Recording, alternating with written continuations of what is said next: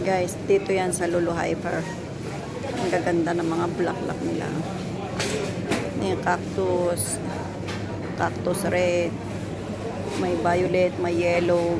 Ang ganda ng kulay, no? May blue. Ibang klase, di ba? Ganda, oh. Napakahilig ko talaga sa halaman. Oh. Ayan, oh, guys, oh. Ganda, oh.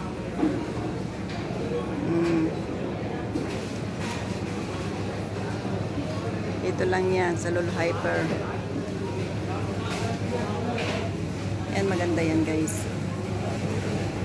Ito yung kanilang mga ano. Yan. Ganda, guys, no? Diba? Mga ano yan talaga. Ganda, oh. Thank you, guys.